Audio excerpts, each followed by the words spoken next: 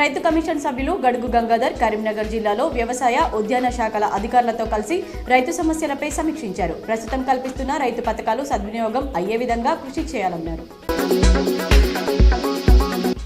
సంక్రాంతి పండుగ సెలవులకు ఊర్లకు వెళ్లేవారు ఇంటిలో విలువైన బంగారు ఆభరణాలు, నగదు, డబ్బులు పెట్టి వెళ్లవద్దని ఇన్ఛార్జ్ సిపి సింధు శర్మ తెలిపారు. రాజన్న సిరిసిల్ల జిల్లాలో దివ్యాంగులకు పరికరాలు పంపిణీ కార్యక్రమం జరిగింది. ముఖ్య అతిథిగా కేంద్ర మంత్రి బండి సంజయ్తో పాటు ప్రభుత్వ విప్ ఆది శ్రీనివాస్, జిల్లా కలెక్టర్ పాల్గొని పరికరాలు పంపిణీ చేశారు. నిజామాబాద్ నగరంలో గాలిపటాల షాపులపై టాస్క్ ఫోర్స్ అధికారులు దాడులు చేశారు. చైనా మాంజా విక్రయిస్తున్న షాపుల వారికి జరిమానా విధించారు. ఆర్బీవీఆర్ పాఠశాలలో చిన్నారులతో కలిసి సొసైటీ సభ్యులు సంక్రాంతి సంబరాలు జరుపుకున్నారు. నిజామాబాద్ జిల్లా కలెక్టరేట్లో శ్రీ వడ్డే ఓబన్న 218వ జయంతి వేడుకలు జిల్లా కలెక్టర్ రాజీవ్ గాంధీ హనుమంతు ఆధ్వర్యంలో నిర్వహించారు.